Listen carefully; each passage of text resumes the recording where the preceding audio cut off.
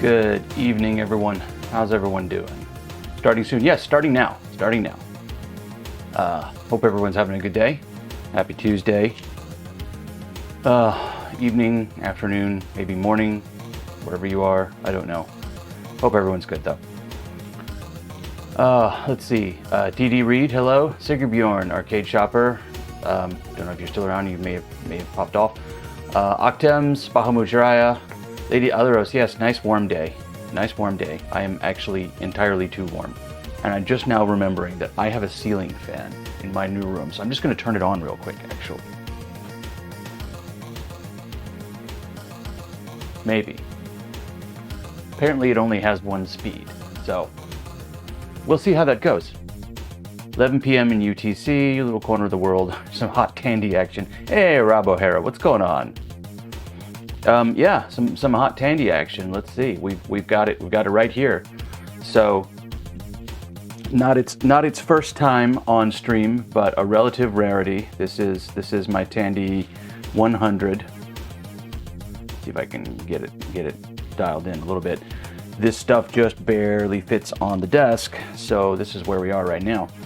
But the Tandy is actually not even the star of tonight's show. The star of tonight's show is this big chungus right here. This is the Tandy Disk video interface. So this is not mine. This is a repair job. Well, a mod job, really. Mod and repair. Hey, Dave. What's going on?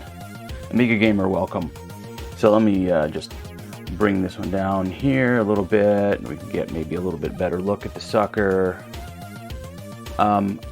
I've already had the front panel off, so it's, kind of just jankily held on here at the moment.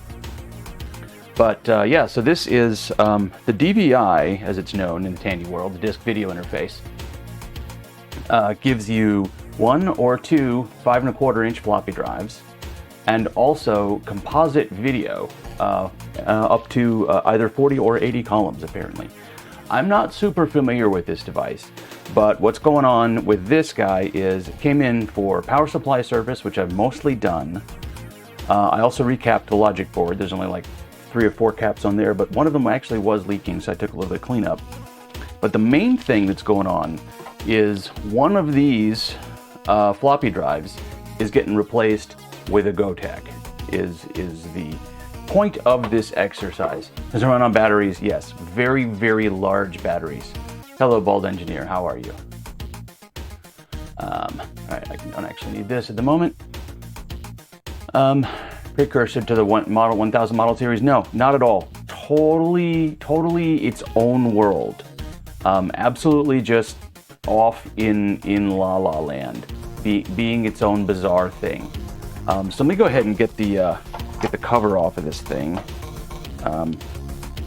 This just basic bezel just comes right off like that. Let me put this somewhere safe. And then, yeah, take the batteries out. I actually had to put the batteries in this tonight. I'm trying out some strange batteries, in fact. These were pointed out to me by a buddy in the hobby. These guys right here, rechargeable lithium-ion 1.5 volt, true 1.5 volt AA rechargeables. They literally have a battery charge controller in every cell, and they come with this special type charger here that puts 5 volts across the cell for them to charge. Very weird, but they put out an actual 1.5 volts. So sensitive stuff can actually see 1.5 volts. Oh wait, actually, I'm sorry. Those aren't even what's in the Tandy. Those are actually, I've got them in my wireless mic tonight because my wireless mic batteries like to die. We shall see how this goes. But my buddy is actually using them in his Tandy because they last a long time before the low battery light comes on.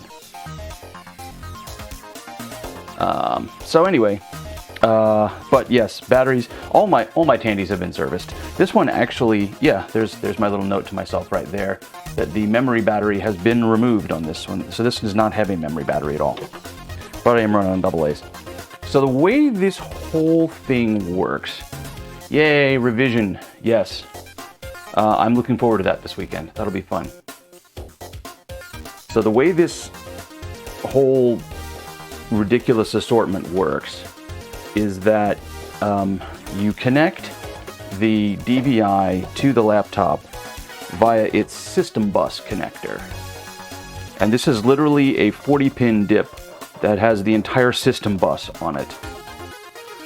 This right here is my Rex option ROM, which I'm not going to be using tonight because we're going to be booting DVI DOS off of this machine. But you connect this to the system bus of the computer and it plugs into the interface here. Let me get this case off.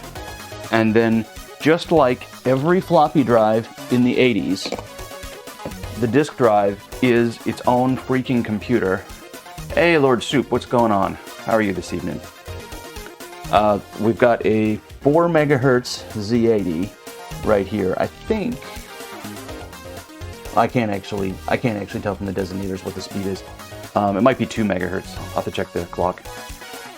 And then, 16, maybe even 32K of RAM right here. And it loads its own operating system. Here's the OS ROMs. I've already dumped them. And it communicates. The laptop will actually sort of semi-boot off of the DVI. What happens is it's going to load extensions to BASIC. So you get DVI, you can get DVI DOS and DVI BASIC onto the laptop.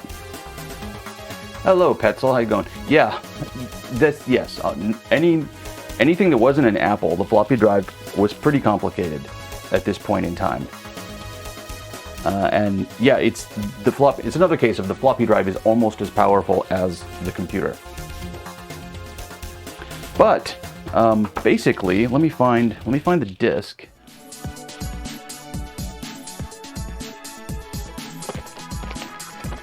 Here we have the disk. So here is the disk with Model 100 disk operating system. I'm just going to pop that in there, but I'm not going to actually latch the drive yet. Back this up a little bit so y'all can see a little bit what's going on. So when we actually boot this thing, if I put it like that, you can more or less see what's going on with both units. DOS on a disk, yeah. Hey Hitch, what's going on? So let me see if this works. I fought with this thing for a long time over the weekend thinking, oh my god, it's not working. And then eventually what I realized was that the video signal out of it is just so bad that my RetroTink Mini wouldn't decode it. So I switched to the RetroTink 5X, everything's fine. So hopefully everything is still fine. I have a whole new scene here where I can get side-by-side video and computers. Hopefully this will work. The 80 and 32K wouldn't have been a terrible computer. This was a great computer. This was a great computer. Yeah. All right. So the first thing you have to boot everything in a very specific order. So first we turn on the computer, and let me adjust the contrast here so y'all can see basically what's going on. There. That's maybe a little bit better view. Y'all can more or less see what's happening.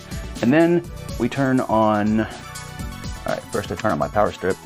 I have my safety power strip on there because I have this thing open with mains. Then we turn the DVI on, and it tells me, please wait, okay.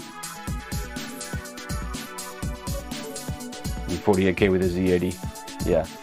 You could have 64 and a Z80 and run CPM. All right, so now it tells me to insert the system disk, which I'm just gonna latch the drive. And the DVI itself boots. All right. And now what we do is we reset the Tandy.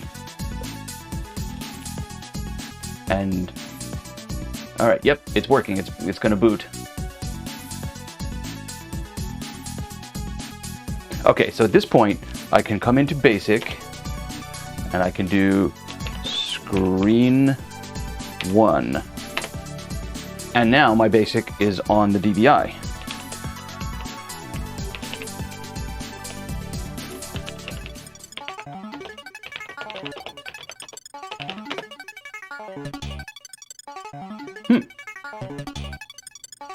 That really should have worked. Oh, 20. Go to 10. Haha. Look at me. I can write BASIC. I swear to God. So there we are. Now, I get the basic functionality of this is, yes, you get 25 lines, 40 columns for writing basic stuff. You can also use a word processor through this. One of the word processors, I believe, works with this. If I go to F8, come over to text. Yes, all right, so now my word processor is on this screen, and I have, you know,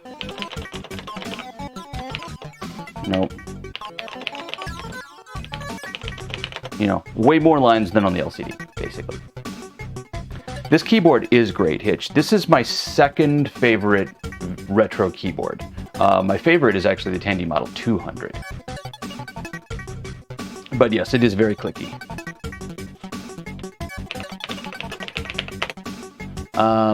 What machines are these? So this is, let me zoom out a little bit here. Hold on just a moment.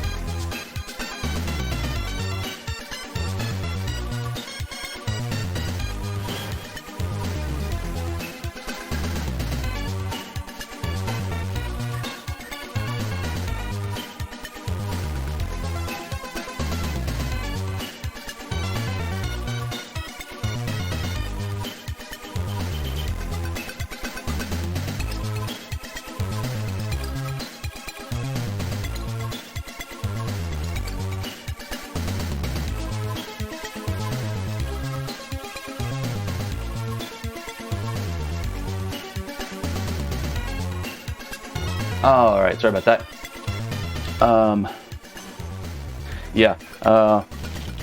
Sorry.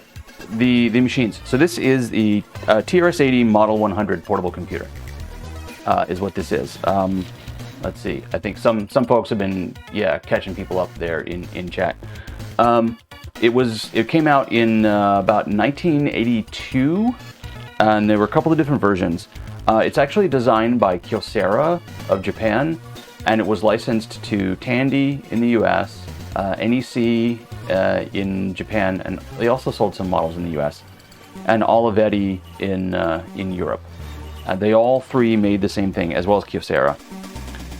So they all made, variants of this machine under various different names, and they're not exactly compatible, but very similar. They use a Microsoft Basic. There was, I'm sure, Tandy was a thing in the UK, so Tandy probably sold it in the UK directly. Although I'll bet you all also had the Olivetti models available through channels there, but I'm not as familiar there with the distribution of Tandy in the UK. Cool. 1983 was, I think it was 82. Trying to see if there's like any weird copyright dates on the bottom of this. I'd have to check it. I'd have to look into that further. 82 or 83. It was not the first laptop in this form factor. That would be the Epson HX20. But it was by far the most successful. So anyway, there were a bunch of accessories for it, including the portable disk drive, which I have. That plugged into the serial port. But this guy plugs into the system bus, and really it's almost like a docking station. Yeah, orthodontic rubber bands under the keys were popular because a lot of reporters apparently got thrown out of courtrooms for trying to type on this thing because it was loud. So people did anything they could to quiet it down. Yeah, it's got a barcode port on this side. It's got a built-in modem and a cassette interface, printer, serial port, and ran for about 20 some hours on a pack of AA's. Well-designed typewriter with Smile LCD. Yep, that's not a bad analogy. So this is actually one of my sort of retro specialties. It was one of the first machines I picked up. I actually picked up a 102 before I picked up the 100. I have several of these. I also have an NEC, I have an Olivetti.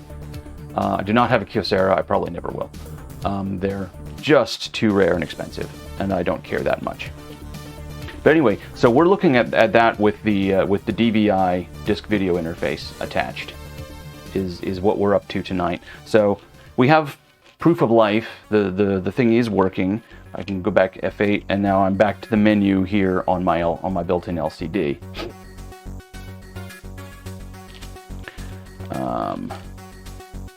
So, like I was saying, the big thing that I've been asked to do with this unit is to do a Gotek mod on it. So I have here a flash floppy Gotek, and tonight I am going to try and get this thing to boot off of the Gotek. Now, the disk format on this thing is weird. I got some advice from someone else who's already done this, and they actually sent in a configuration of flash floppy is really configurable. You can put in img.cf image.config and specify track geometry and everything, because these disks are weird. So they're single-sided drives. They are, I believe, only 100 kilobytes, or maybe it's 180. Yeah, I think it's 180 kilobytes. But it doesn't use all of the tracks, and it has weird sector numbers. It's just absolutely bizarre the way they did this. Sort of similar to the portable disk drive, the Tandy portable disk drive, which is a 3.5-inch drive that only stored 100K because it was single-sided and only 35 tracks. Electro Altruism, thank you for the follow. How are you?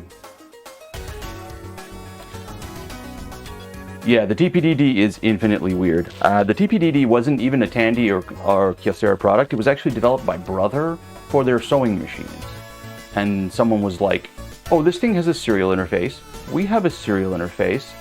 Could we license this product and sell it as an interface, sell it as a peripheral for our Model 100? And the answer is yes. So they totally did that. So that's the TPDD, which is the main storage and what most people use. If you're using a storage emulator, I have a thing called the backpack drive. It attaches right here on the serial port, and it sticks out about this far, and it's very portable, and it emulates the TPDD. But the interesting thing about the TPDD is it's not a sector addressable device. It's just a file device. So it was a smart drive. And the nice thing about that is the Tandy literally doesn't care how much space is on the thing. So you can have a gigabyte floppy on a TPDD, and as long as you don't report more free space than this thing can compute, it's just like fine, whatever. This thing only has 32K of RAM storage anyway, so. But all right, I think it's time to dive in here and see if we can't get this sucker working. How fast can I say TPDD? I can say it about that fast. All right. The location off the Brother label printer. Yeah. Oh, nice. I love being able to do stupid little Easter eggs like that. Those are fun. All right. So now we'll take our actual 5 1/4 inch floppy, put it aside, because I think there are images on this drive, on this USB stick. I'm also going to do a control break reset, which is a hard reset on the Tandy, to wipe out any and all code that it has downloaded into the machine language region, because it actually downloads extensions from the DVI. Now, in order to make my life slightly less irritating, I'm going to disconnect the Tandy 100 system bus cable. Set the Model 100 aside.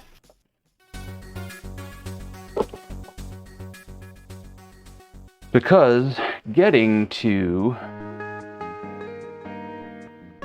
let's see, getting inside this is not the easiest thing in the world. Hey, Mac Apple, what's going on? All right, the first thing I need to do is disconnect. This is the Model 100 system bus interface.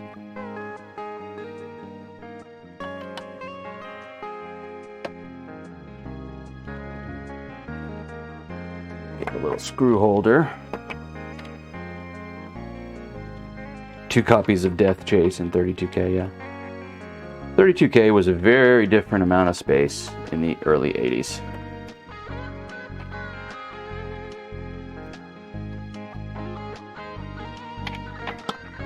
Alright, that should have... Alright, so this is now free. I need to disconnect the video cable in the back. And this ground cable connects to the floppy drive.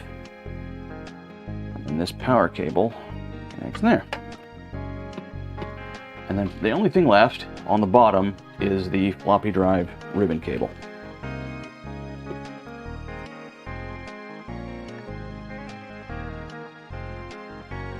This doesn't have the little tabs to easily spring these connectors out either, so that's moderately annoying. The Tandy 100, it was sold in 8, 24, and 32K configurations, but you could configure it with 8, 16, 24, or 32. Yeah, this Chungus right here I'm waiting on a replacement for, but all the rest of the power caps I have replaced, as well as the caps on the logic board, which is only a few.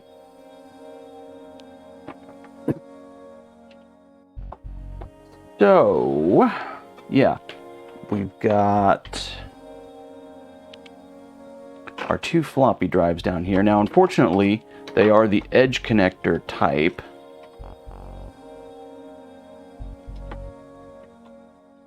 So, I will need to use a different cable. Or, actually, what I'll probably do is I'll get an edge connector to 34-pin adapter for the Gotek. Texadar, welcome in. Thank you for the follow. We're taking a look at a Tandy Disk video interface tonight. It's a little bit dusty in here. I'm just going to set that down there for the meantime, for the moment, because I think I'm trying to figure out how I want to physically do this. Now I've got a giant mess of floppy cables. So this is actually a 3-drive floppy cable. Don't ask me why I have a 3-drive floppy cable. But this one has both edge and IDC type. Main reason Commodore and others made dual floppy chassis like this to systems that would read from one disk and write to another on mainframe systems. Sounds about right. I can believe that. See, I've got that. This one, all right, this cable is just 2 edge. I just went and rummaged through all my floppy cables before the stream, trying to find something suitable. So I think what I'm going to do here, all right,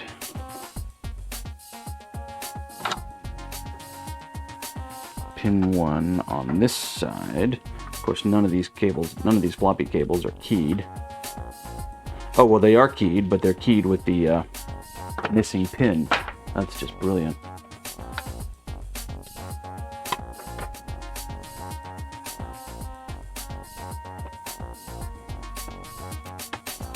Alright, so I might have to go with this massive cable here. Alright, because that one I can't use. So that's got a P pin. This one I can't use because reasons. I do actually have this guy.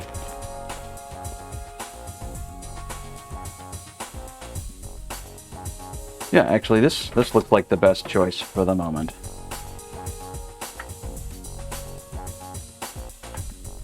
So, connect that. Oh, and here's our little RF modulator, because it did give you RF out in addition to composite.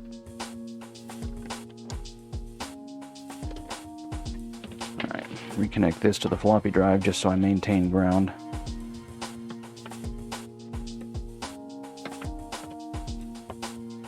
Whoops, we need our power connector. Not going to work very well without the power.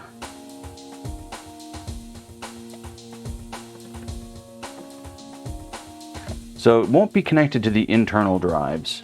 I'm just going to connect it to the Gotek and see if I can repeat this process with the image on the Gotek. That way I'll at least know that the Gotek is working and it's properly configured for these type of images.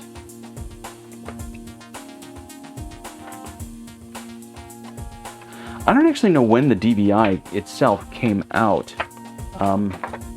Speaking of it being surprisingly modern, I mean, it's got Shugart drives, but Shugart drives were a thing by '81, so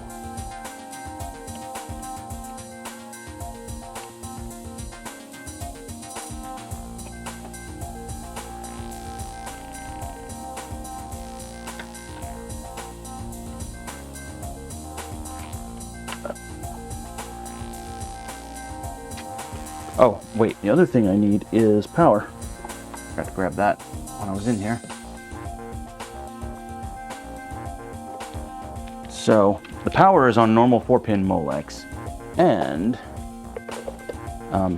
the guy who sent this in sent in a very complete kit worth of stuff for modding this thing.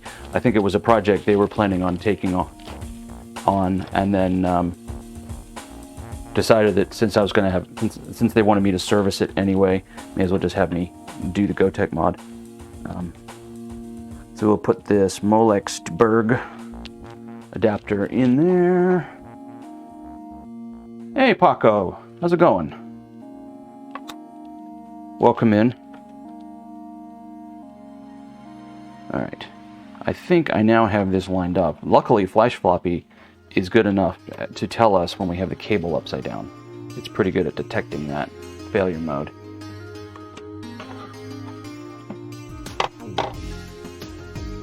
Alright, now, drive's disconnected. Gotek set up.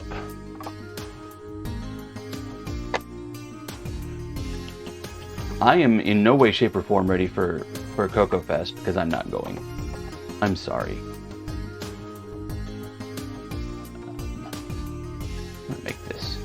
Just a little bigger. Yeah, Flash Floppy is great. I have so many Flash Floppy Goteks. So, I don't actually know if this thing is going to attempt to boot correctly without the Tandy attached. Let's see what happens. Hey Rex, how's it going? Alright, please wait, it says.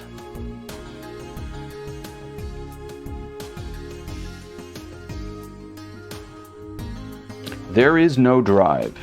Like hell there isn't. Alright. Minor setback. Minor setback.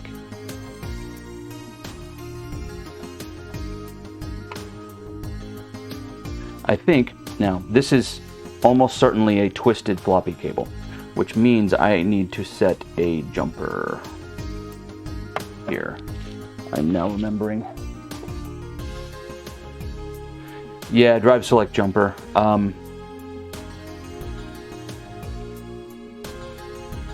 Alright, I'm trying to remember. Let's see.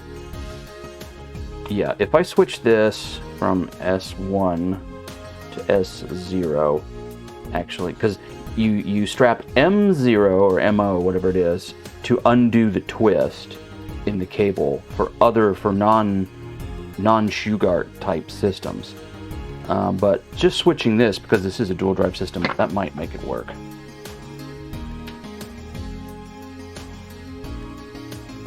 All right.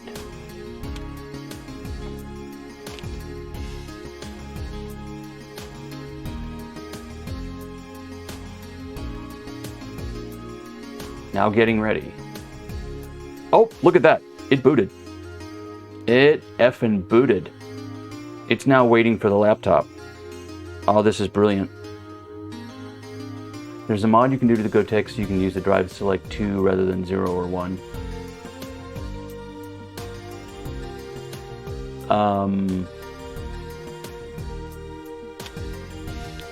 Drive select 2. Oh, for like 3 floppy systems? That's kind of interesting. I don't know enough about that. I very rarely have them connected with more than just the Gotek. Like the Coco. Okay, yeah. All right, yeah, because I was marveling earlier at my my 3 floppy cable here that I don't even know where it came from. I don't know, and I don't know if it was even Tandy that wrote this. I don't know who wrote this firmware. I don't know where. I don't know about the origin of the DVI. I don't know the DVI origin story.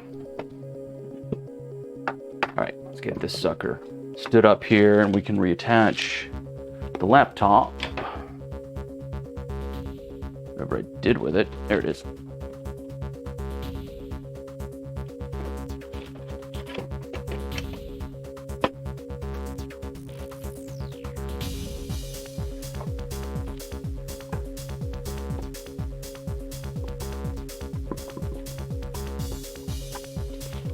Okay, attached.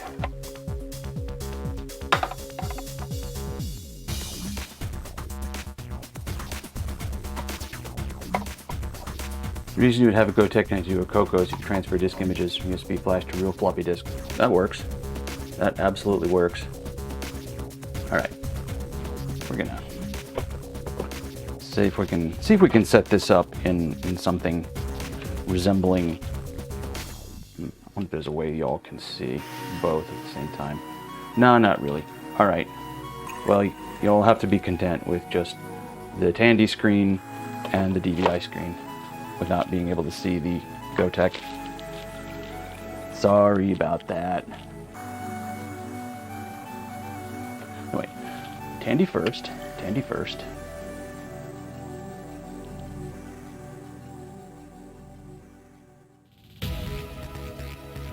Model 100. Yep, this is my Model 100. I have one Model 100, 2 102s, a 200, an NEC, and an Olivetti, a couple other weird slab tops that aren't the same family. All right, so now turn on the DVI. See if we can bootstrap this.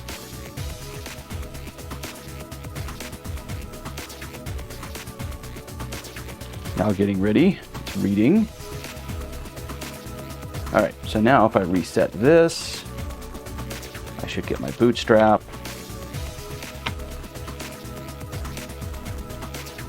Okay, all right, took a second for the Tandy to do its thing. All right, and now we've got the cursor, yay, screen 1, and we are running. All right, I am excited, I am very excited. I did not think this was gonna work on the first try, but apparently I did get good information from the fellow who had done this before. Sorry, there's just no good way to stream the freaking Tandy 100 screen. It looks like butt no matter what you do.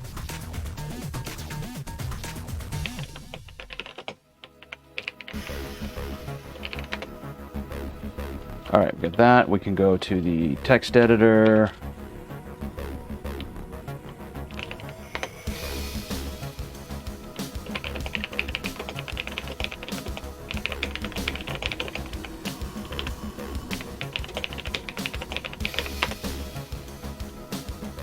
whoops. And the cursor keys are in this bizarre arrangement. Sometimes the electronics gods smile on us. Yes, sometimes they do. Like this was almost all completely set up by the guy who sent it to me already. Had images, the image of the system disk was on there. I had to tweak the image config, but yeah, it was all completely untested until right now. And amazingly, it just freaking works. So, thanks everyone, good night. Yeah. Trying to think what's actually the next step, because I don't have the mounting solution to actually mount the thing. I'm gonna just get a 5 1/4 to 3.5 inch mounting plate, and then oh well, you know what? We need to do the OLED mod to the Gotek, so we'll do that now. Floppy related stuff, that's cool. I try to get all the floppies out of my life and replace them with things like Goteks. So yeah, actually, let's pile into that now that we know everything works. Wow, I cannot believe it. All right, so I know I have to hit F8 and come back to the menu here before I power off the machine and disconnect it, or it will be very unhappy with me.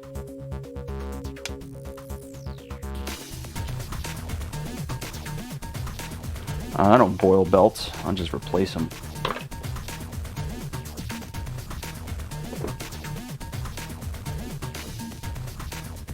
Alright, see if I can just move this aside, get my bench camera back, and then, alright, we'll disconnect.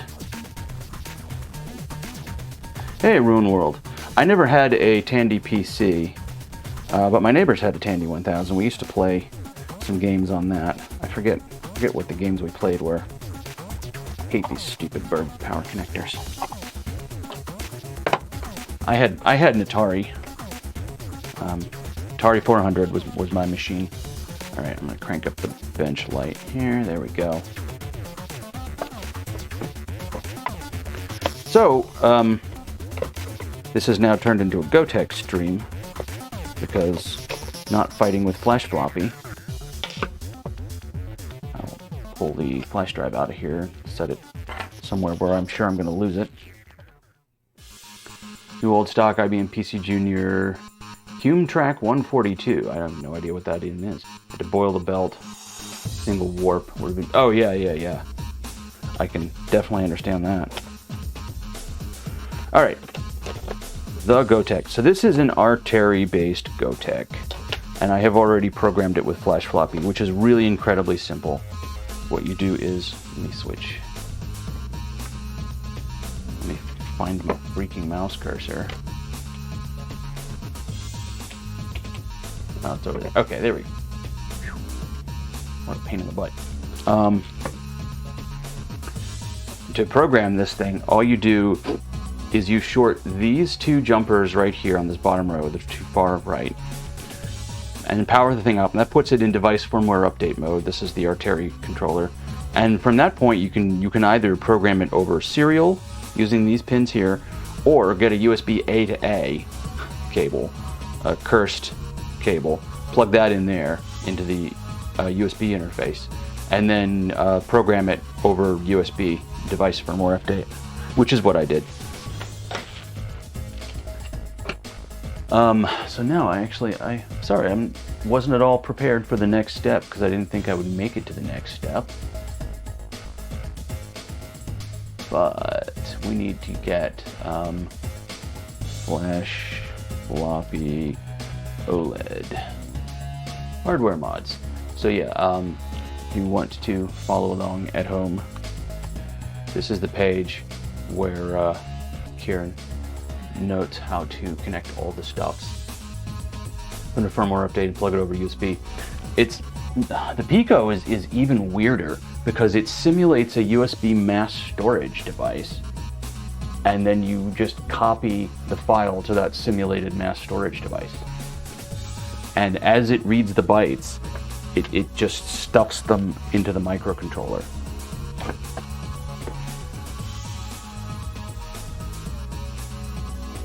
So I'm going to come down here and find the board layout. Speaker. Oh, I think he also wanted the speaker mod done.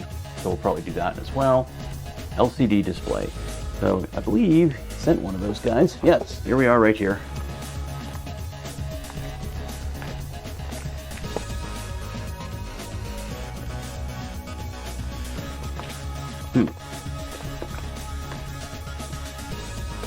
Nope, that's not it. That's just something for the Gotek.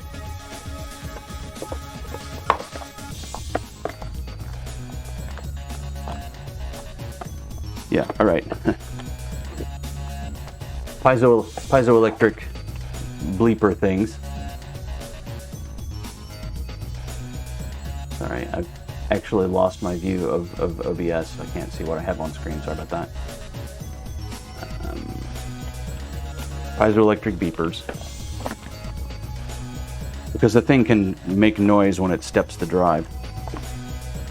So you can simulate the head stepping. But I thought there was also... Alright, that's a programming cable. This is, I think, another programming cable.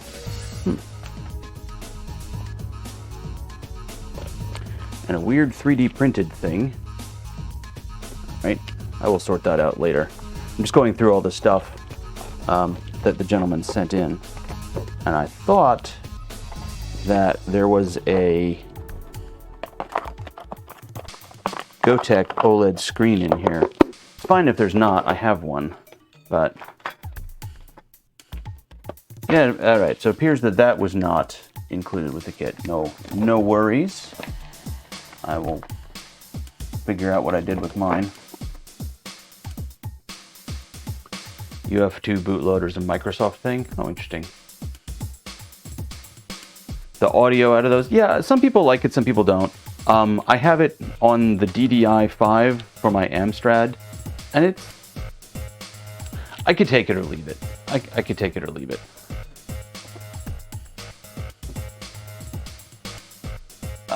All right, let me find what I did with my extra OLED screens. Oh, well, here's the alligators from my meter that I was looking for over the weekend. That's good to know. I put stuff in the dumbest places.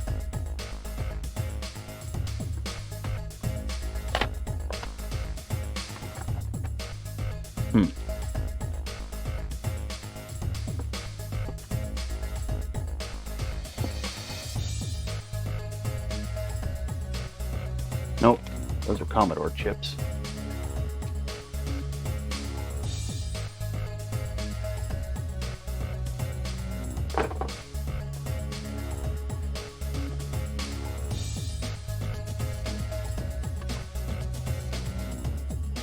You OLED screens, where are you?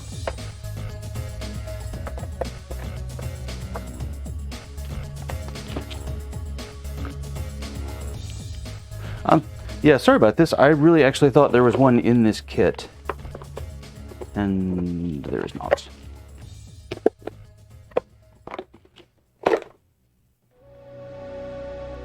The last place I look. Of course they are in the last place I look. You know what? When I find them, I'm going to continue looking for them so that they're not in the last place I look. Just because of you, Bald Engineer.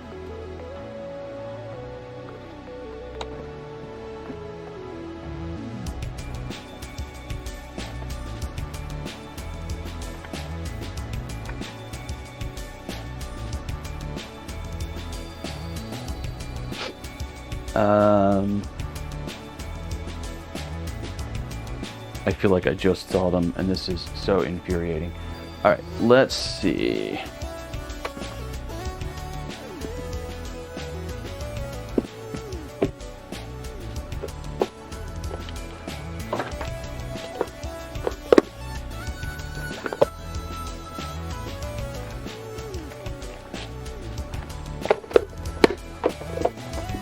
Said everything is, yeah. We all have exactly the same experience in this hobby. All right. Nope.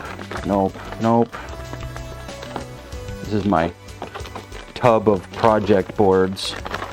So let's see if I put it in here. Nope.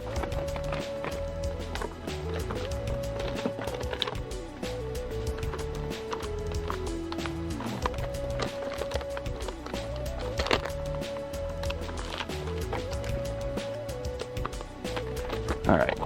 Arduino, broken Pi Hat, Pi Pico, ROM emulator, ESP32, I2S DAC, a whole bunch of weird microcontroller dev boards, another ESP, some weird SparkFun thing, Arduino display hat, another ROM emulator, Arduino. Oh, this is my little joystick emulator board I need to fix. All right, bunch of OLED screens, but not the right OLED screens. Arduino.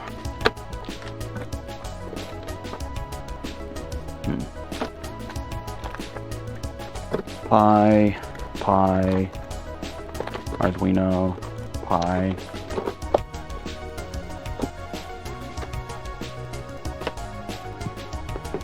Yeah, your OLEDs in our box label display is great. Can you go get one for me? Thanks. I'd appreciate it. I know I have them. Ah, here they are. They must have been sitting on top of that box I just emptied, and I just knocked them off. Because here they are. All right.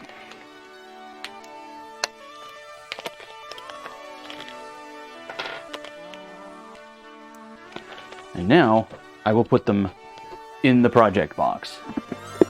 This. Make a note that I'm putting the OLED displays in the Arduino box. All right.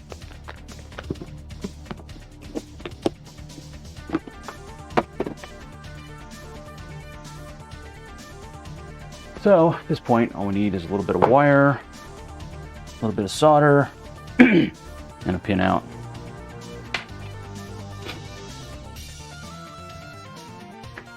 Yeah. I don't know. Typically, when I lose something and I spend half an hour looking for it, I think, where did I just look for this thing? And when I find it, I put it in that place. Because that's obviously where I thought it should be, because that's where I looked. That's the best I can do. The best I can do. Camera down a little bit more so I can sit down. All right, so what we need to do, we've got power, ground.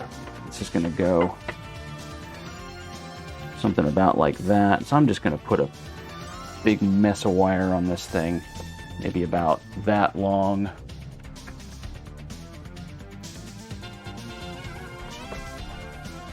So I don't have to worry about it.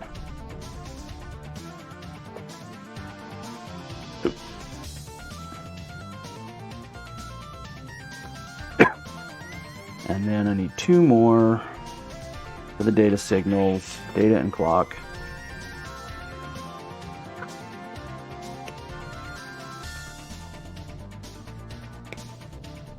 And what do we think? Blue?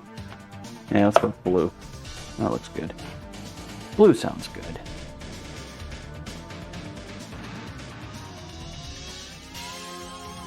I really do actually need a little bit better organized parts and hacking stuff. Pi Gravity, welcome. How are you? You're just in time to watch me solder some leads onto a display.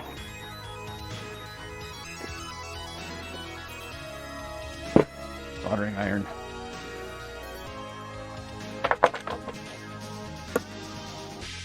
I think this is the stripper that will go down to the size of this. Yes, it will.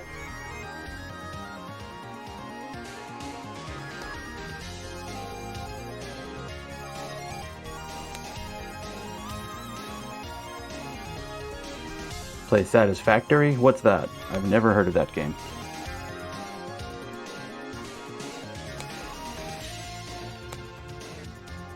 Come on.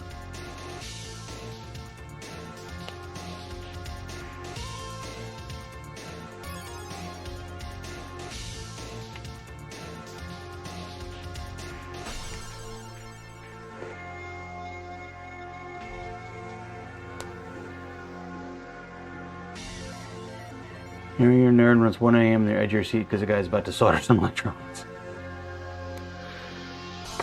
It's going to be rather boring, unless it's exciting last time. Unless it's as exciting as it was last time when I switched the power and ground. That could be a thing.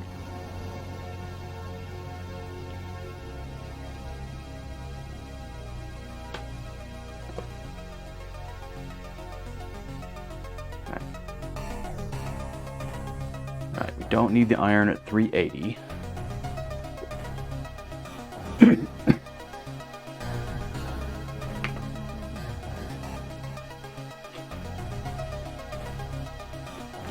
You, however, need the spectacles of +2, see what I'm doing.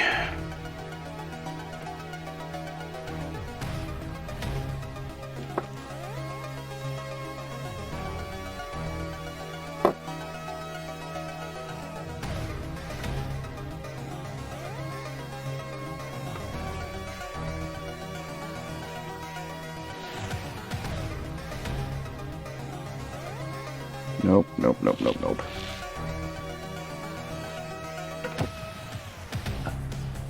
Problem is I already have a project on my board holder. But I'm going to have to take that project off because I need my board holder.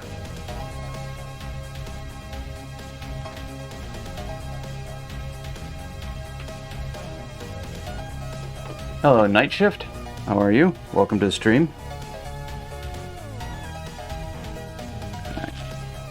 Alright. Put this safely over there. Yes, that was a SATA hard drive controller.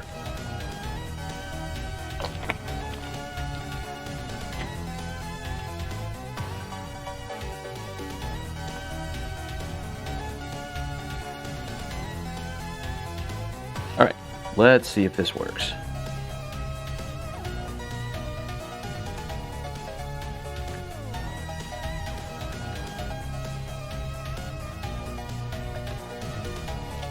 That's better.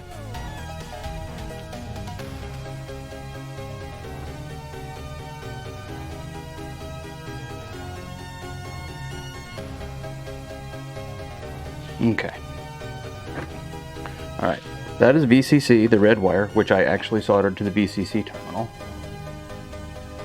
Guy on YouTube building a retro chip tester. Oh, nice. Oh, sorry. Let me actually get this into the shot. Sorry about that.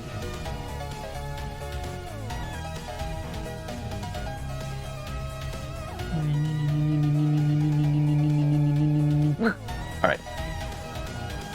I have a Chip Tester Pro from Backbit. I do not have a retro chip tester, but I know that is an amazing device.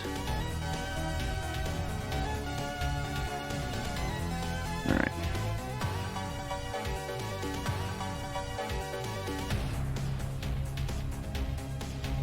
Ground. Yeah, I don't have all those fancy sound effects that some other streamers do, so just have to fake it all myself.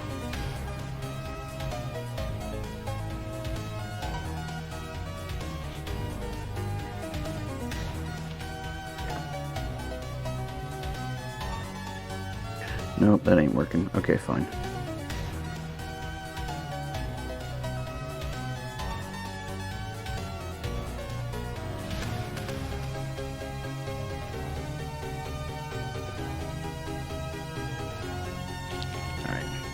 Green for clock, and blue for data.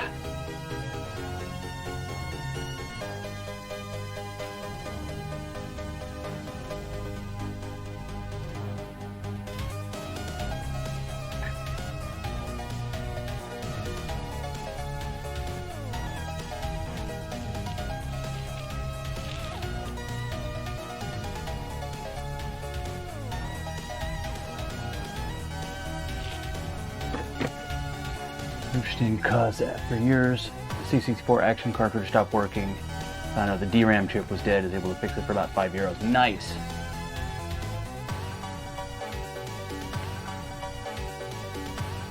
Non-nerds? I don't know. 'Cause I don't know any non-nerds.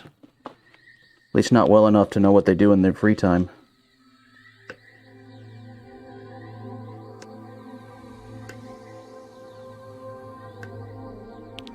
Okay.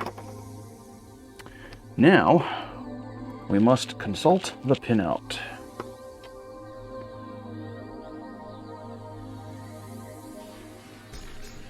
Alright.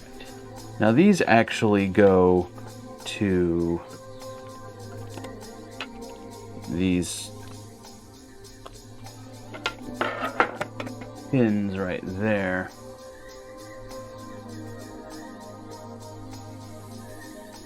Oh, wait, this isn't the right one. I want this to OLED display. Is there a different place for this? No, they just tack right on there. Okay, fine.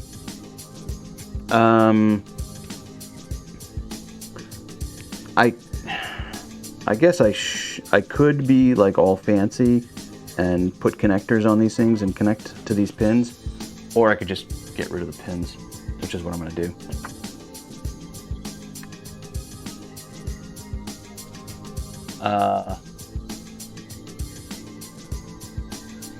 Nope. Oh, get back here. Let me see what I'm doing. All right.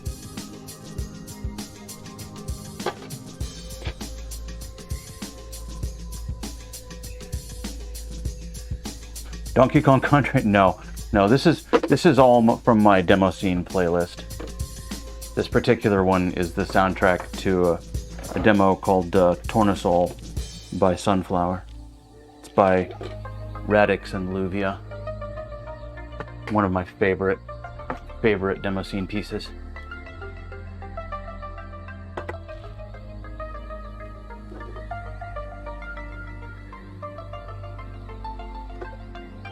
Dab a little tiny bit of flux on these suckers. I can iron up just a tad.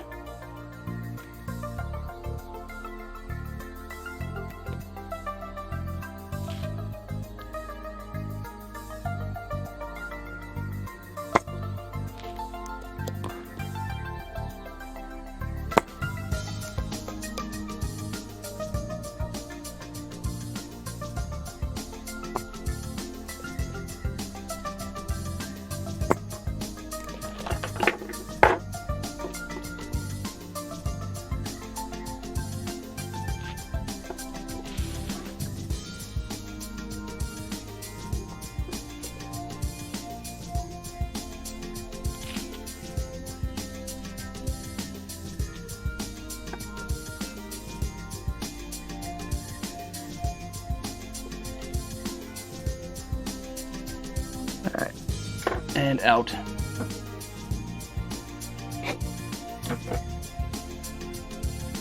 Starts in 1988, stops somewhere in the summer of 1993. Alright, these guys out of the way so we can solder directly to the terminals here. Make sure I didn't bridge anything. Nope, that looks fine. Clean up some flux.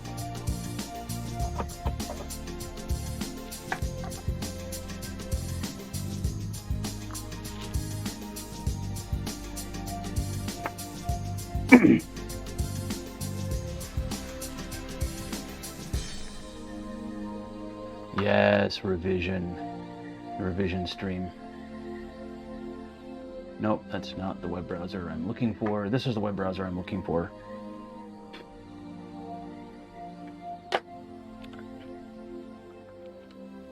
Power.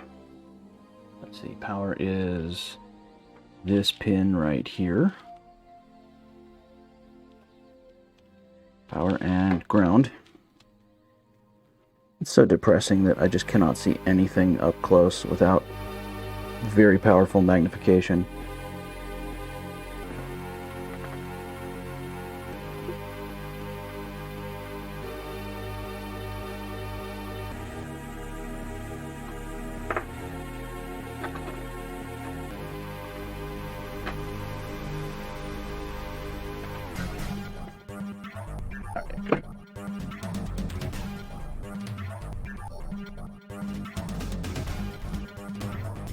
sound monitor on the C64.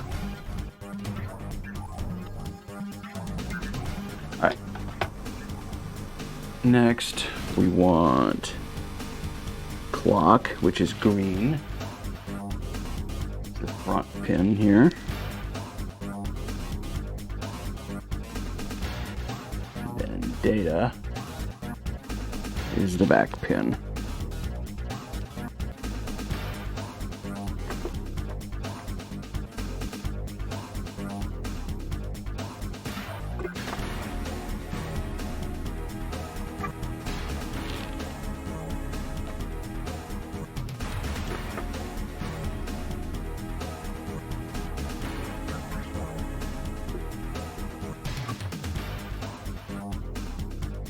All right. That should do it.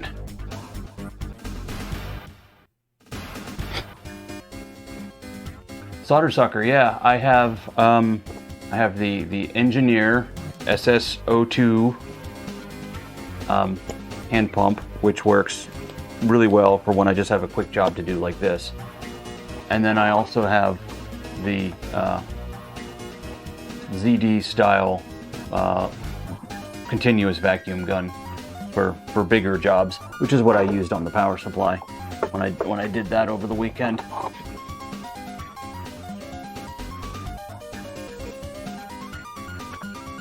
Now, let's see what we got here. We need to power this thing up, which, you know what, I'm going to do real quick with my bench supply.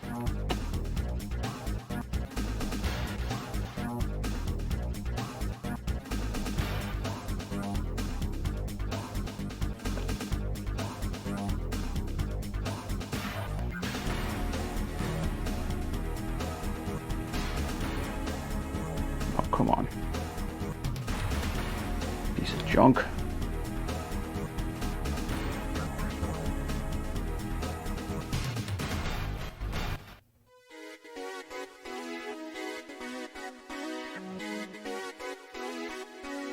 All right, set this thing to 5 volts, turn you on. Nope.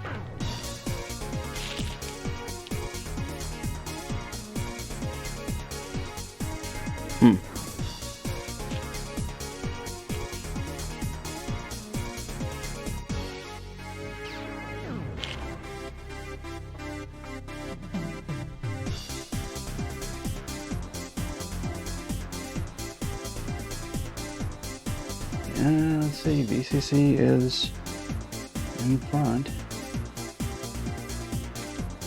And I did connect it to the VCC line this time.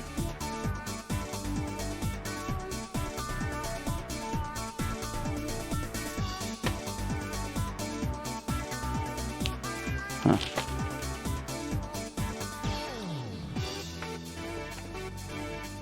Hey amigos, Retro Gaming, what's going on? Alright, well maybe for the moment I will just connect it to the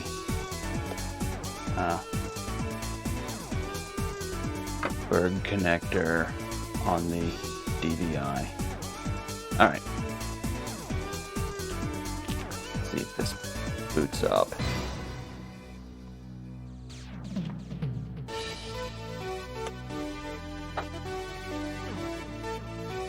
Nope, not happy. Why are we not happy?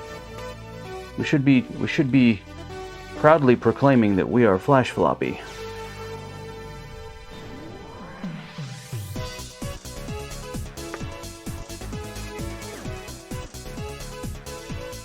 Clock. Green wire is the clock. It goes in front.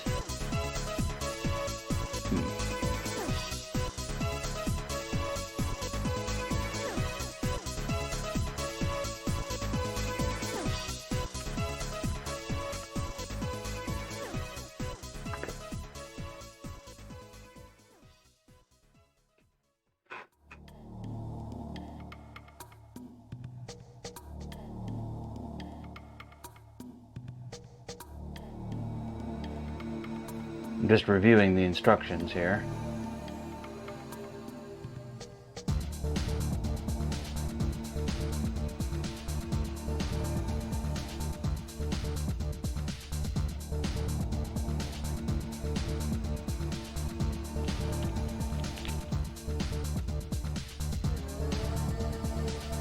I hope this isn't like some weird variant that has a different pinout on this connector, but it shouldn't. This is the same thing that was connected to the 7 seg, and I know that worked.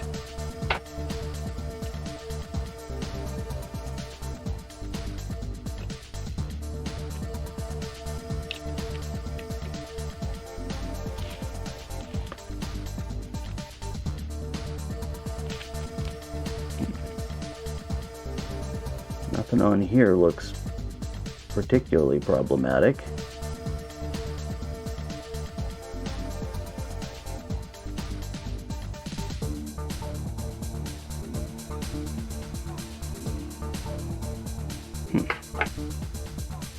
Maybe I'll just reflow these real quick.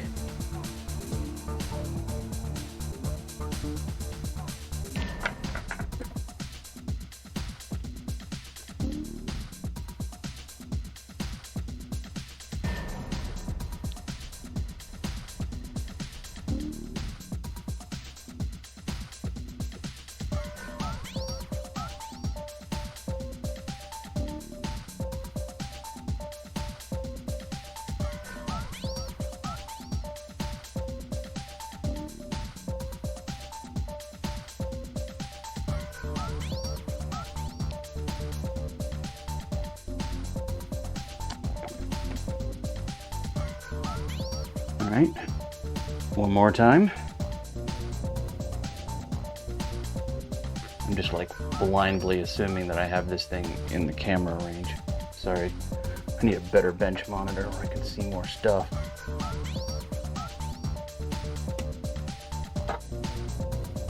Nothing.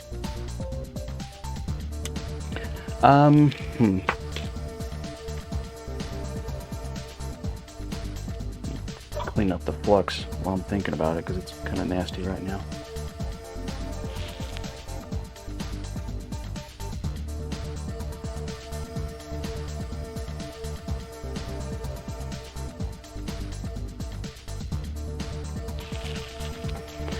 I wonder if maybe maybe it's failing to detect the display and I need to tell it that it has. The voltage on this, that's a good question. Let's find out.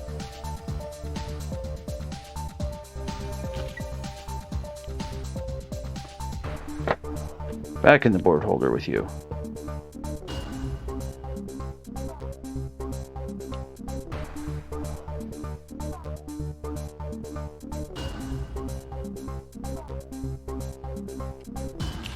Yeah, it should be, but we can double check.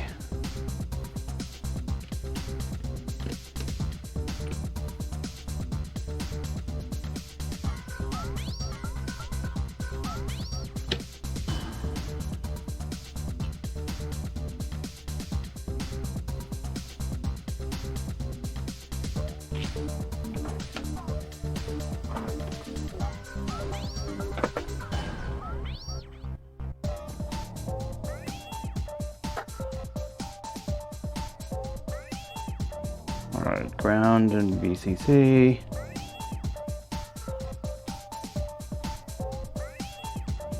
If I could keep my damn probes on there properly. 3.3, yep.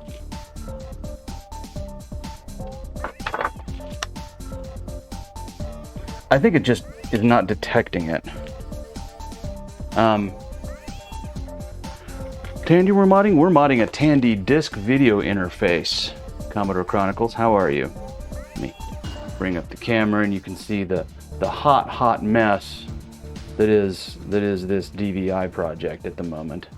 There we are.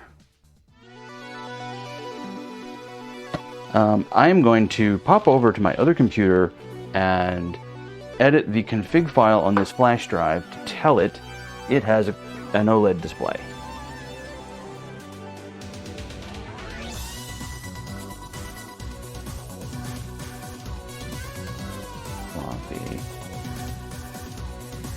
All right, there's a thing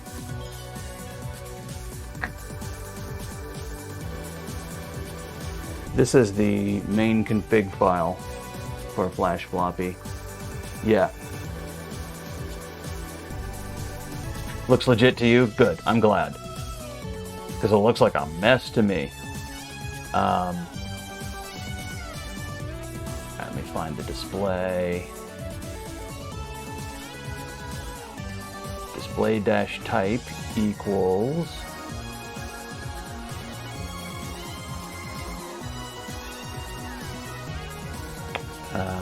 oh, let's see.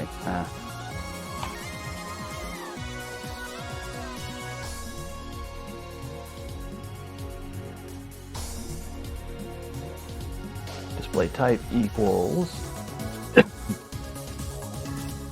OLED dash 128 by 32.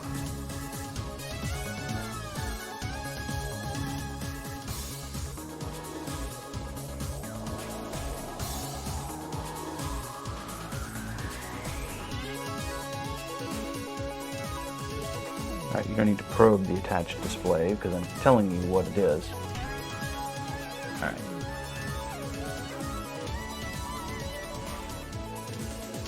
Alright, so we set the display type to OLED-128 by 32. Hopefully this will work.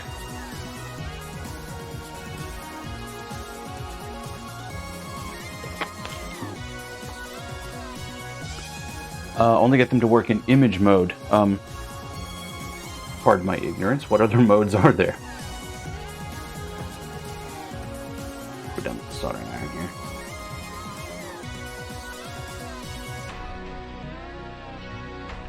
Alright, let's turn this on. Nada. Not a freaking thing.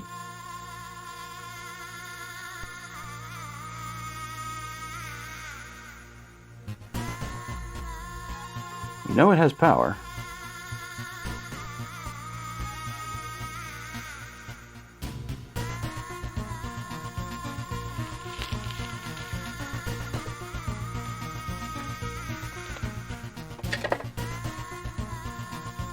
They're working mode, yeah. That's the problem. I didn't set the jumper to work. The jumper is still set to don't work.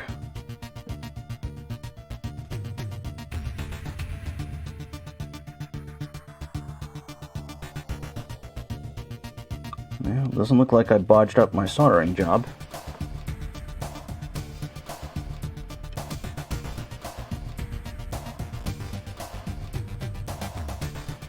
What res display is it? It should be 128 by 32.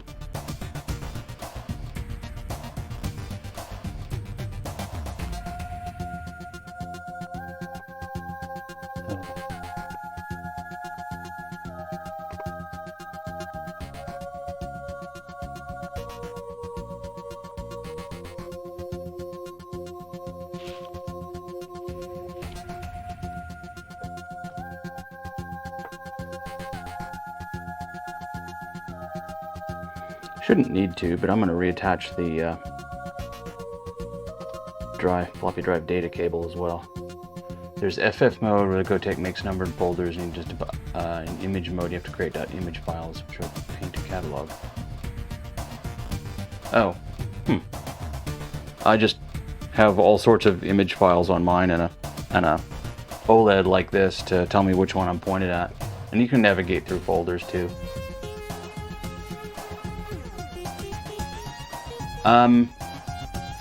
What I2C address? I think it just like knows what this display is for its I2C address. I haven't configured any of it. Presumably that's what all the resistors on the back are for, but I haven't messed with those and I've never had to mess with those.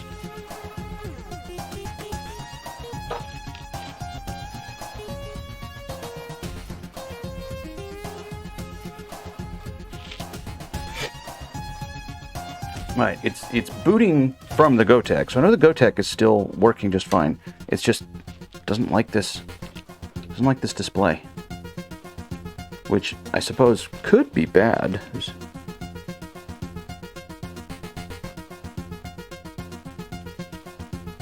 Doesn't look like it's taken any damage.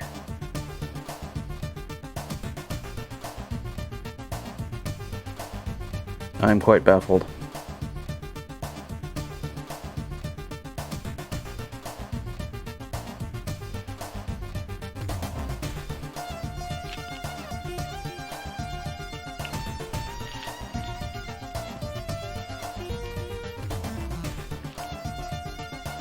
It's almost like the serial data lines aren't correct. You need to shut down the machine, press the Gotek's right button. I think some OLEDs need a reset. The right button for 5 seconds? Why not? Tried everything else at this point. Well, not everything, but you know what I'm saying. Alright, right button, held down, boot.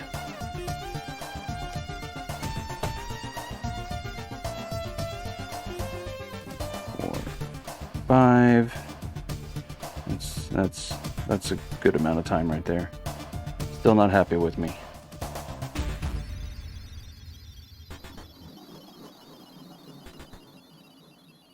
Yeah, I think things that know how to talk to this display just know what address it's configured at from the factory, including flash floppy.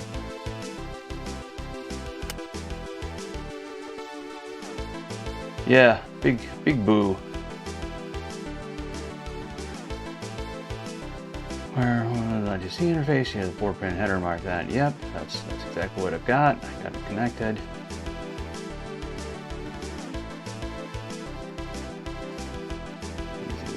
Jumper wires. I mean, I guess I could have done that if I wanted to.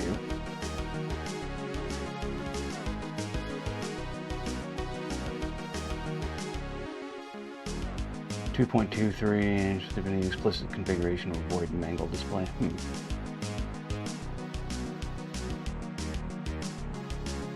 No, this is not one of the larger ones. This is the same ones. I've used it with I2C all the time. I could, and I was hoping it wouldn't come to breaking out the scope, but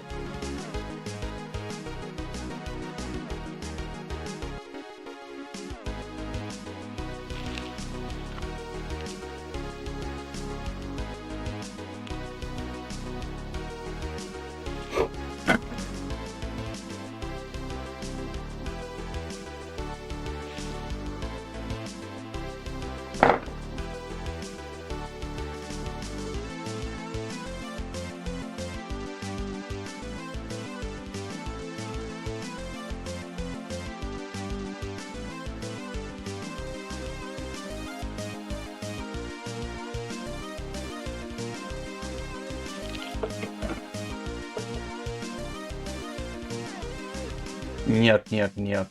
Thank you, Bjorn. I bet it has something to do with this config file. I'll bet it has something to do, because this is a massive config file. Let me see if it's even possible for me to bring this thing up on stream. We will look at it. We will gaze at the config file of destiny.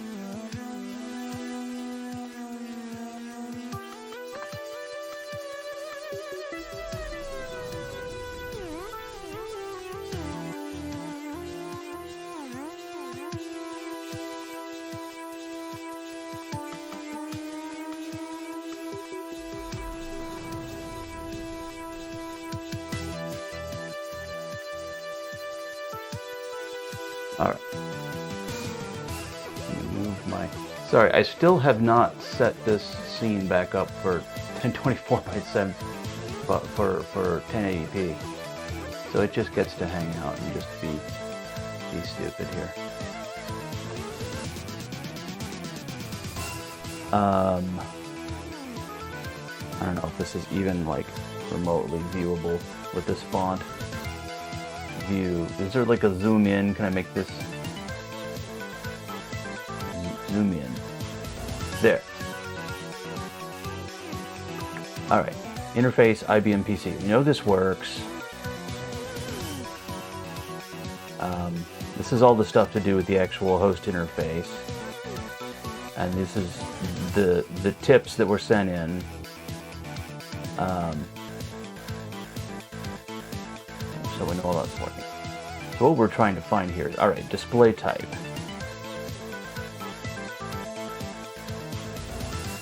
OLED-128 by 32. That's the one I'm using.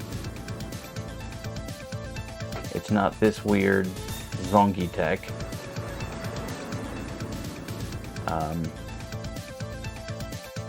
There was display probe. I have literally never set this ever.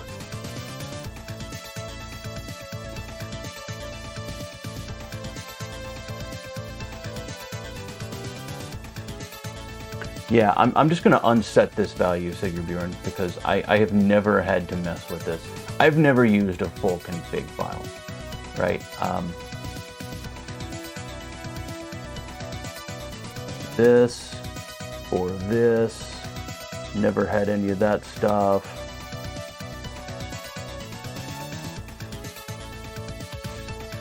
Display on activity, yes.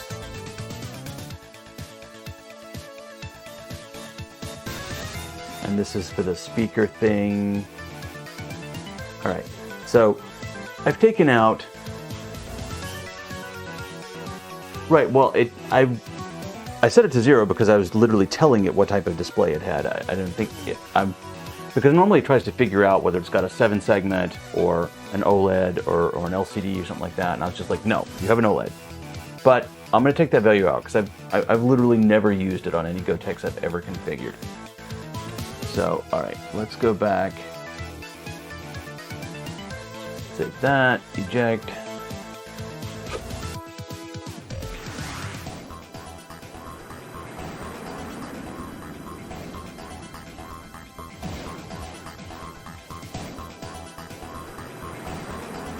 All right. That in. Nothing. Zip, zilch, 0, nada. Even though it's booting.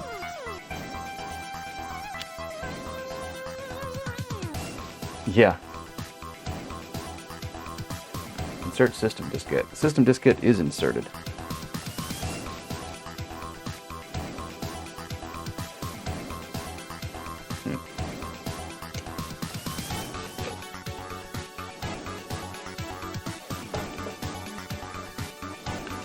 I mean, I guess we could scope it.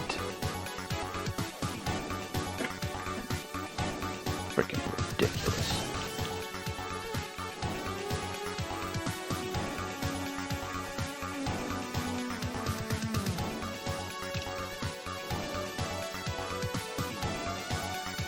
All right. Here's our I to C lines.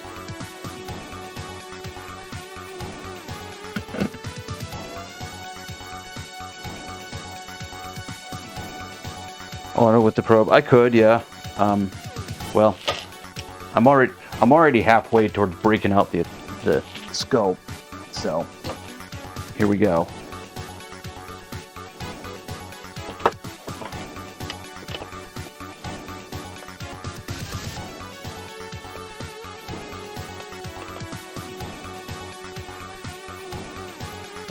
Sorry, it's gonna take me a second to rig this thing up.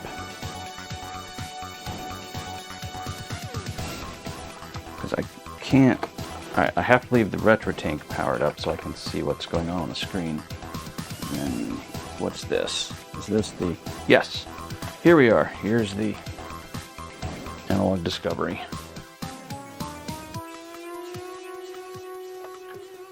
Alright. Take a look at this. I gotta find my probe though.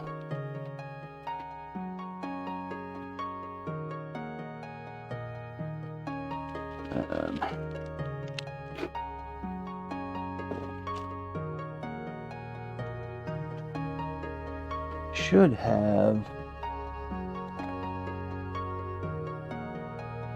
should have anything. I should have absolutely anything within reach, but I never do.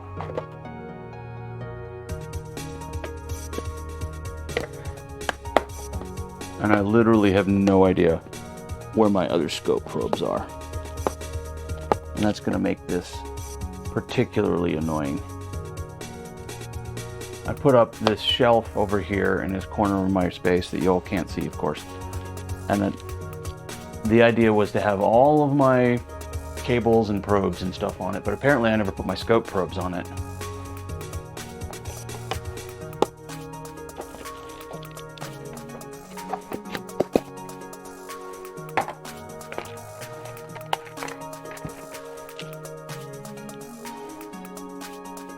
So this is just going to be a super annoying. Alright, I think you're ground. Ground. No, you're not ground. You're ground, though. Literally connected right to the switch. Alright, can only probe one of these things at a time, unfortunately. Let's get waveforms up and running.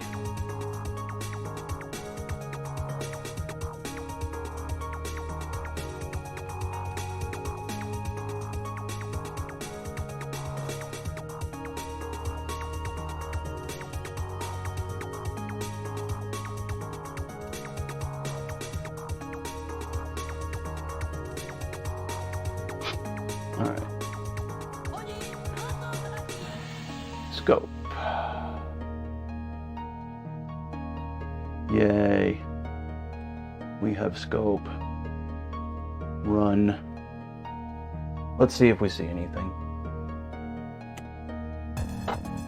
Hey Squire, how you doing? Not a lot going on this line that claims to be serial data.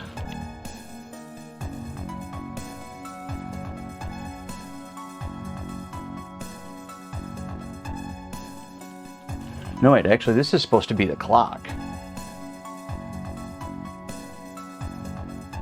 Hey, Night Shift, good night. Thanks for stopping in.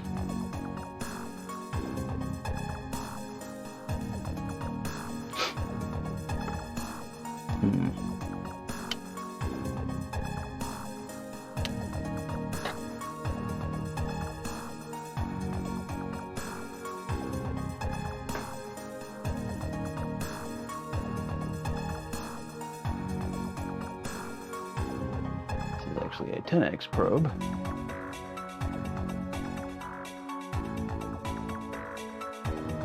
At what range? 2 volts per division will do fine. Yep, 3.3 volts. It's just constantly high.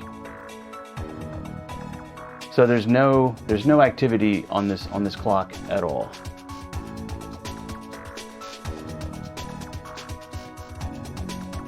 Let's see if we see anything on a single shot.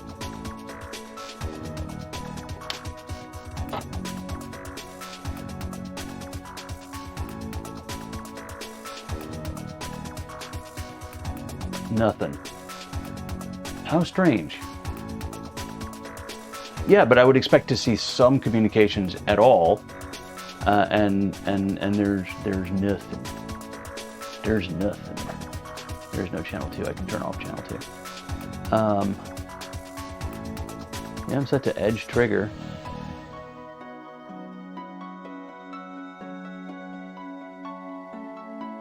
Whoops, that's not what I meant to do. That's what I meant to do.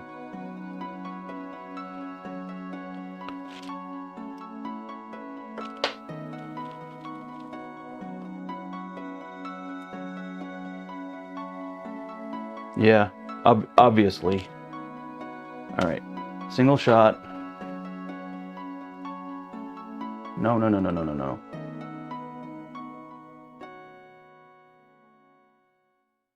Yes, I know it's not a system disk yet. Go away.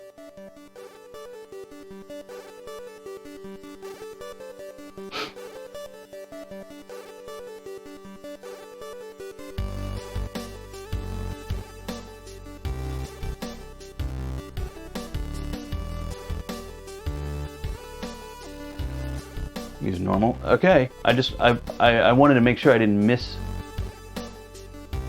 Wanted to make sure I didn't miss anything.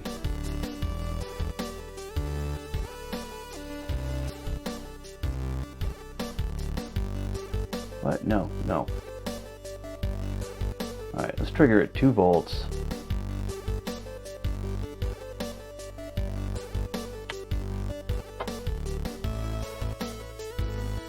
It should be I squared C.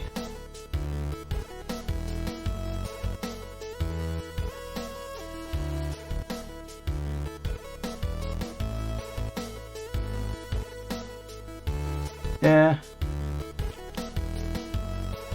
Doesn't seem to be. Alright, so we're going to go back to the config file. And reconfigure it. Go back to auto on the display type.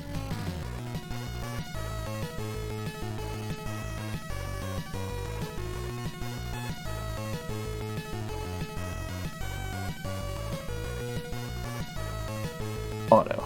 Fine.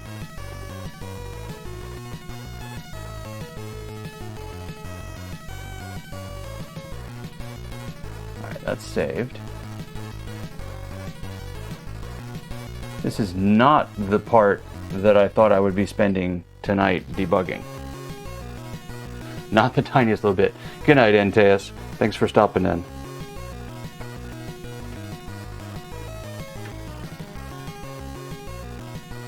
Alright. See what we see. Oh, alright. There was something there.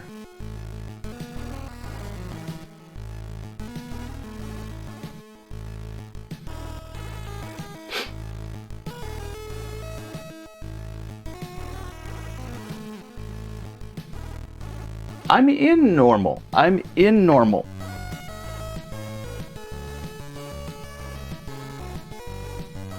Aren't I?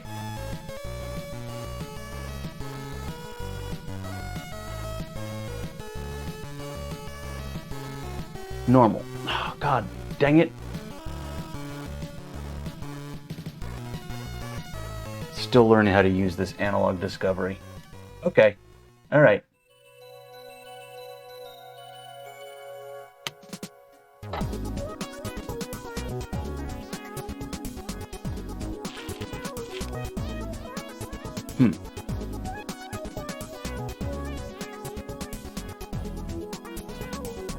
Oh, hang on. Yeah, okay. There's something.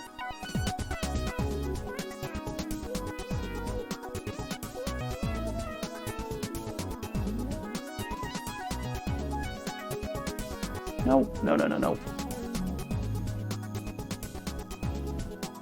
Oh my God.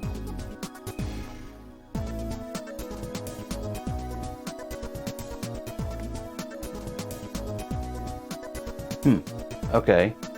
There's something.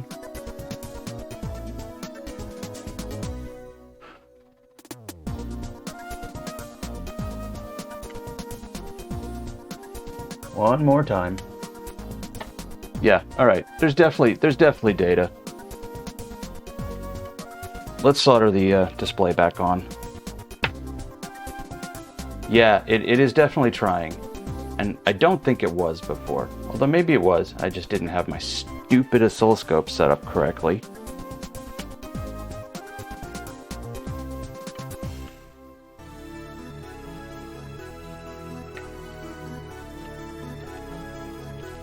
Alright. Clock. Clock.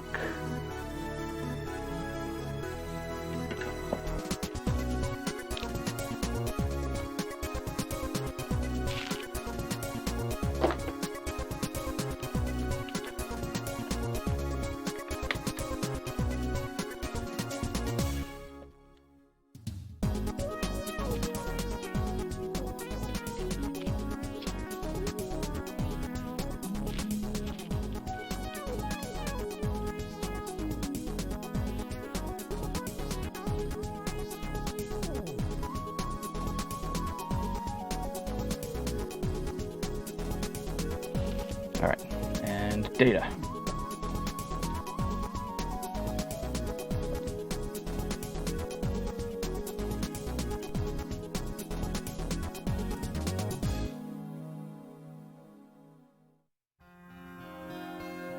All right.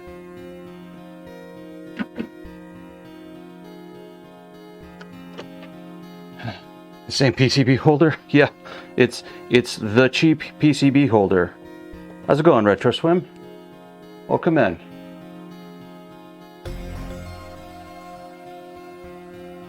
All right. Let's see if I can get this anywhere where it might get seen.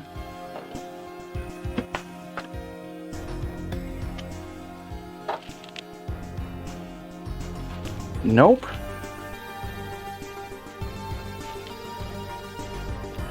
I wonder if this OLED is just bad.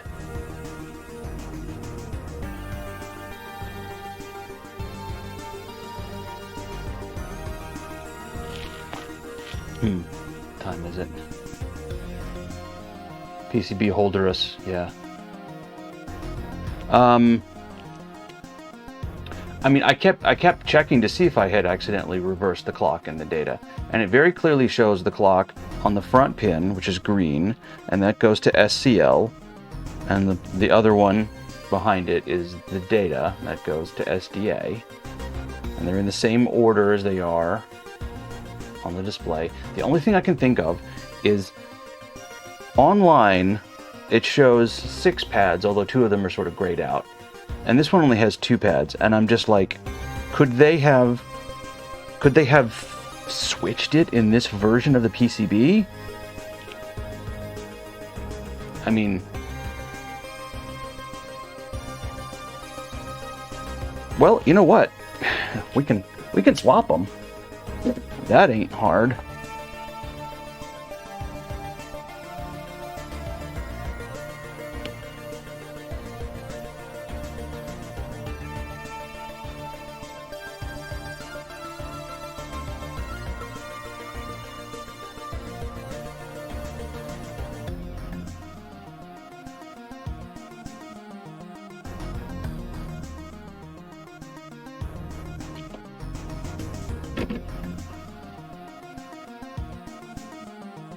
Yeah, I don't love waveforms. I don't love the analog discovery too.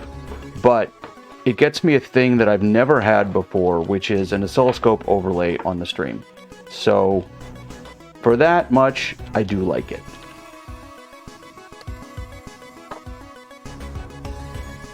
Nah, no dice with that either.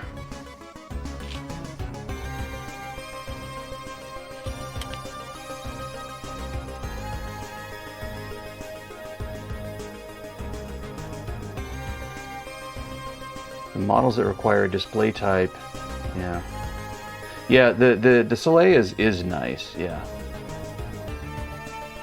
Dark, you're watching a dude solder, yeah.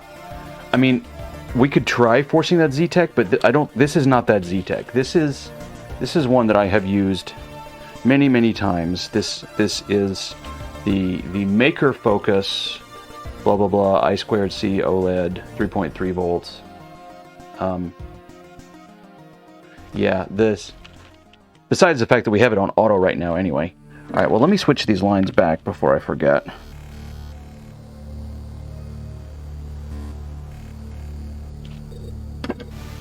I've now melted this insulation sufficiently that I feel like I'm gonna redo it.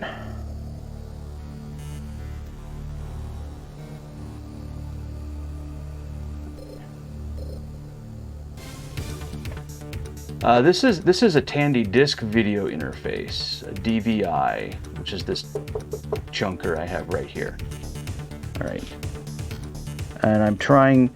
We put a Gotek in it, and the Gotek works, but I want the OLED display for the Gotek, and getting the Gotek working on the DVI took like no time, and I've been spending the last hour trying to get this stupid display to work.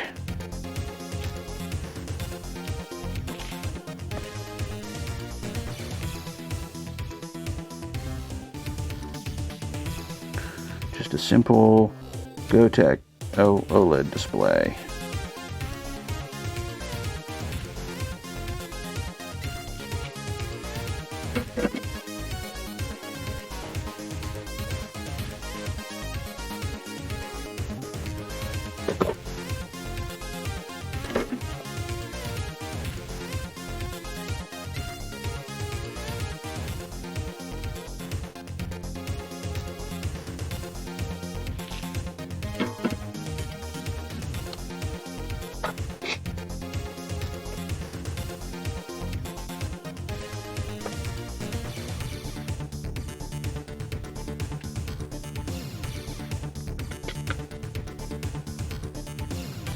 It's an Arteri 415, so it's the crappy one. But it's only doing a single-sided, single-density drive emulation, so it should have no trouble even with 32K of RAM.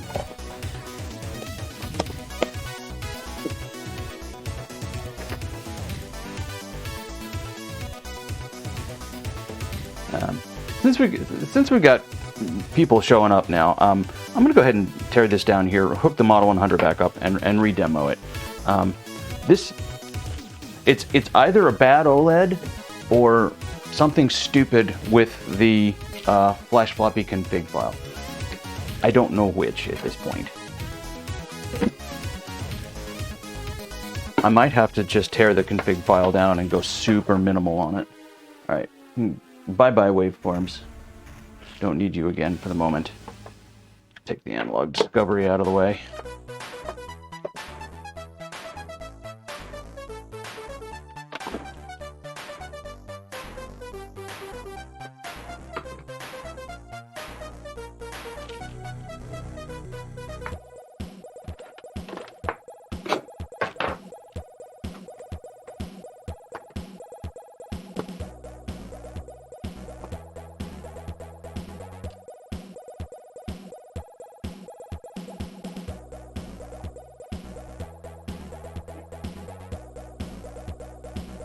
Okay, DVI back there. Tandy. Yeah, it is. It is in fact a disk drive and 80-column video interface, composite video interface.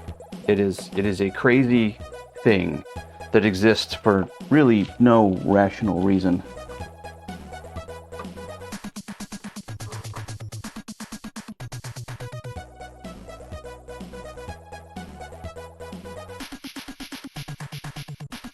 So we plugged the system bus connector back in.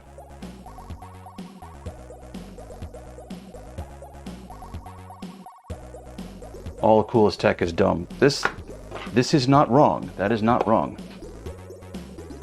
So we've connected this. So it connects to the system bus on the Tandy. And all right, here's our floppy drive, which I think is still configured to have everything boot. Oh yeah. Oh yeah, it's a full-fledged computer in here. I'll show you in a second, Square. Let me just go ahead and... All right, so first we turn the computer on. And then we turn on the DVI. And it boots off of its ROM, and then it goes and boots off of its floppy disk. You piece. Yep, all right. So now the DVI is booted. I can reset the Tandy, and it will pull in the code from there. And if I go screen 1 on the Tandy, now we're running BASIC through the DVI display.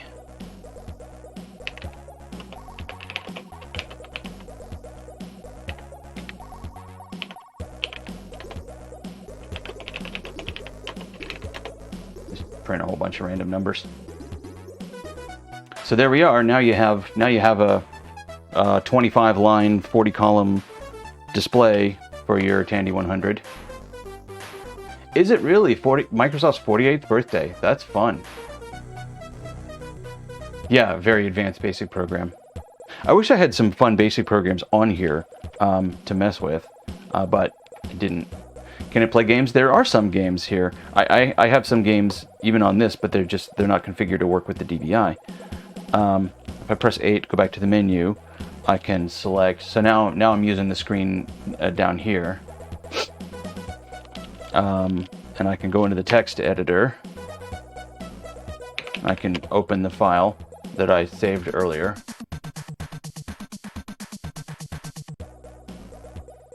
Excuse me just a moment. I'm going to kick the gorilla off the tune here. But yeah, all right. So that's the text editor. I wonder if I can run. If I can run the Rex with this. I don't think I can. No, attempting to initialize the Rex has caused it to go completely out to lunch. There's nothing on my screen here, and there's nothing on the DVI screen. C64 running Doom with a Pi as its booster. Yeah, I think I've heard of it. I don't think I've seen it. It's just like, yeah, you stick a Pi in anything, it's going to be a Pi.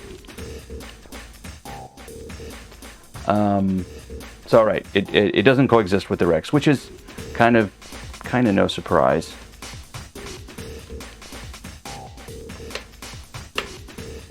And I've completely locked it. Control break, reset. Turn that off.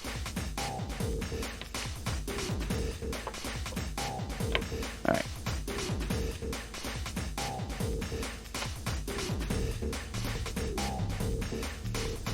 Well, the TI-99 running Dragon's Lair is actually running Dragon's Lair. It just has a crap ton of pre-rasterized compressed data on that cartridge. It's not like the Pi is actually doing the lifting. The cartridge isn't doing the lifting. The cartridge just has a ton of data.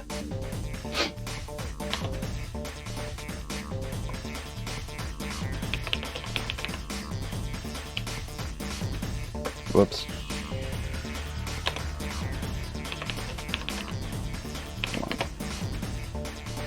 Nope, that didn't work. I did the startup sequence wrong. If you do the startup sequence wrong, it doesn't work. Amazing. Yeah, the C64 with an REU is pretty cool.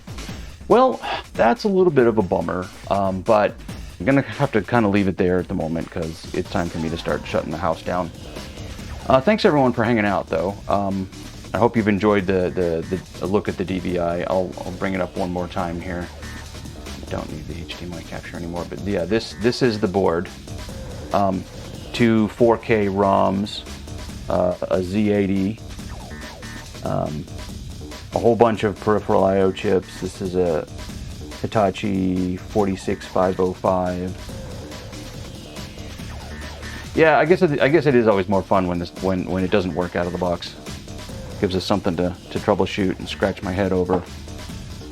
I'll try messing around with that config file a little bit more, or maybe swap out the OLED display. Hey, happy to have everyone nerd out here. I appreciate y'all hanging out. It's my fun Tuesday where I get to do projects and talk with people and get hints and all that good stuff. Nah, we haven't had a Hulk Smash stream in quite a while. So let's see. Twitch is telling me that nobody that I follow is online to be rated, which I guess is true at the moment. Huh. All right. Fine. Hey, you're welcome, Bald Engineer. Thanks for hanging out, and thanks everyone for attempting to help me troubleshoot the display.